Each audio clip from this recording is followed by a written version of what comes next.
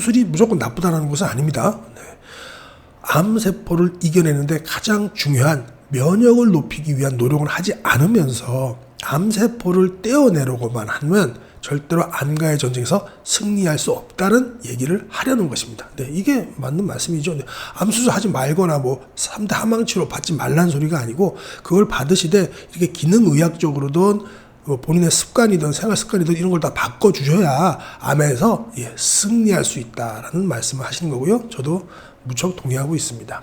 정상적인 세포가 산화 스트레스에 의해서 손상이 발생하면 우리 몸은 그 손상된 세포를 사멸시켜 에너지를 사용하는 자가포식을 이용할지 혹은 손상된 부분을 수리해서 계속 사용할지 판단합니다. 이 두 가지 기능을 제대로 활용하는 몸이라면 암이 잘 생기지 않을 것인데, 그런데 수리해서 쓰면 또 망가지고 또다시 수리해서 쓰면 또 망가지고 이걸 반복하다 보면 회복 불능 상태로 넘어가는 것이 바로 암이라는 것입니다. 안녕하세요 시청자 여러분, 오늘도 만나 뵙게 돼서 반갑습니다. 여러분의 소중한 시간을 아껴드리기 위해서 책의 핵심 내용만 쏙 빼서 알려드리는 건강 스케치입니다. 오늘 소개할 책은요, 지난 1편에 이어서 2편 닥터덕의 세포 리셋입니다. 우리 선생님 한번 얼굴도 한번 다시 볼까요? 네, 이렇게 생기셨습니다. 굉장히 잘생기셨고 온화하게 생기셨습니다. 펴낸 곳은 김영사입니다. 바로 본론으로 들어가 보도록 하겠습니다.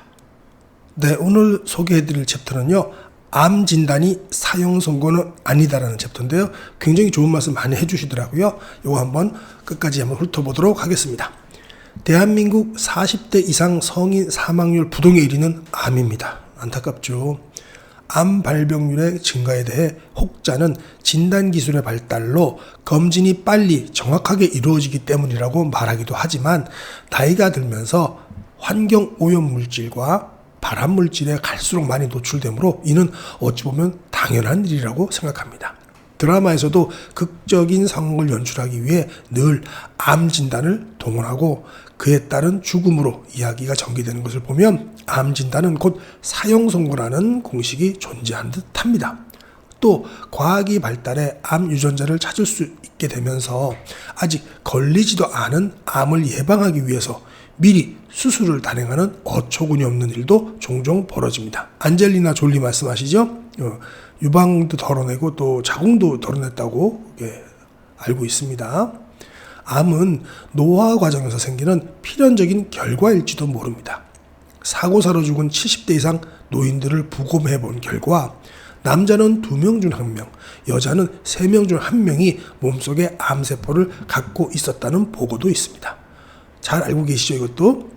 암 연구자에 따르면 사람은 누구나 아침에 자고 일어나면 몸속에 암세포가 몇만 개 생긴다고 합니다. 몇천 개도 아니고 몇만 개라고 하네요.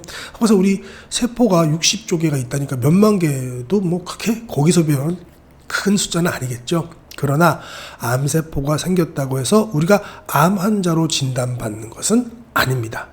그 세포가 조직에 정착해서 암으로 성장하기 위해서는 짧게는 몇 달, 길게는 몇 년의 시간이 필요합니다. 그때까지 우리 몸에서는 암의 증식을 억제하는 면역이 작동합니다. 각종 면역 시스템 중에서 NK세포 말씀하시죠? NK셀 한 번쯤 들어보셨을 겁니다. 저는 환자들에게 암과 면역의 관계를 이해하기 쉽게 비유를 들어 설명하곤 합니다. 예컨대 한 개인의 몸을 지금 살고 있는 지역 사회로 보고 자연 사멸세포 NK세포를 그곳을 지키는 경찰과 군인이라고 가정할 때 암세포는 거기에 있어서는 안 되는, 반드시 없어져야 하는 존재입니다.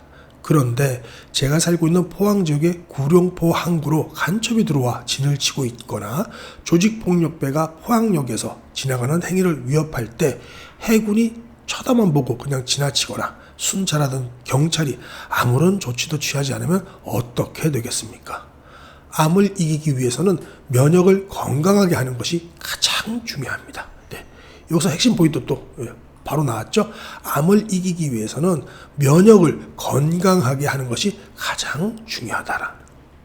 우리 몸 한 곳에 암이 발생했다고 가정하면 눈에 보이지 않는 다른 곳 어딘가에는 암으로 진행할 가능성이 있는 세포들이 즐비하지 않을까요?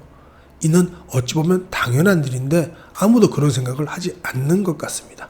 대부분 1기 또는 2기 암으로 진단받으면 찾아낸 그 암덩어리를 수술로 제거하는 것으로 치료가 끝났다고 생각합니다. 그러나 그렇지 않습니다.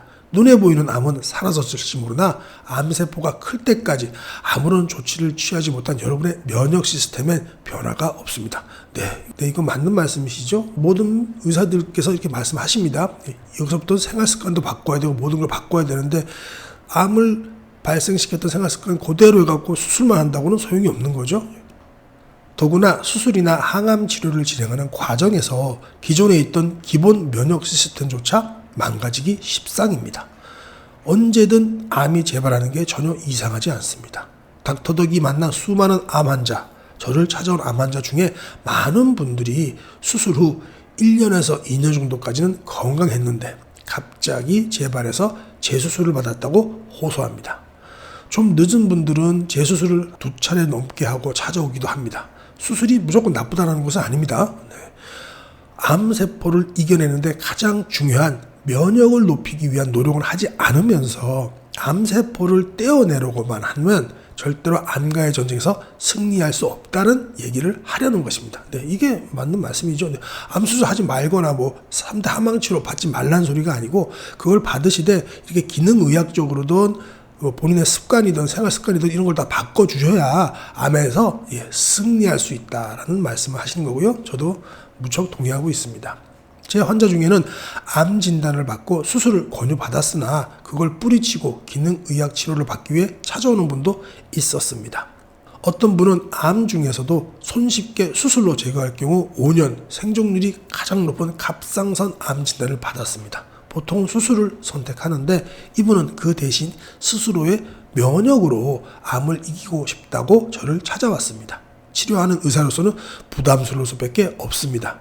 그러나 환자분의 뜻이 확고했고 저도 그렇게 치료하는 게 옳다고 판단했죠. 그래서 1년 6개월 정도 열심히 치료한 끝에 암 진단을 받은 병원에서 추적검사, 조직검사라고 하네요. 그 결과 더 이상 암세포가 없다는 완치 판정을 받았습니다. 축하드립니다. 기능의학으로 환자를 치료하다 보면 이런 기적을 심심치 않게 목도할 수 있습니다. 70세 할아버지 한 분은 폐암으로 6개월 시한부 판정을 받았습니다. 병원에서는 수술과 항암 치료를 권유했으나 이를 마다하고 기능의학 치료를 받으면서 면역 관리만 했는데도 지금까지 5년 넘도록 건강하게 지내고 계십니다. 이 책이 최근에 나왔기 때문에 아직도 건장하다는 얘기죠. 너무 축하드립니다, 선생님. 또 다른 환자는 암 수술을 하려고 개복을 했는데 암세포가 복강에 너무 많이 퍼져서 원발병소, 암이 처음 생긴 자리를 말하는 거죠. 원발병소를 제거하지 못한 채 6개월 시한부 판정을 받았습니다. 그러나 3년 이상 저와 함께 기능의학 치료를 받으면서 가족과 행복한 시간을 보내다가 편안하게 소천하셨지요. 이분이 항암 치료만 고집했다면 아마 그 행복한 시간은 없었을지도 모릅니다.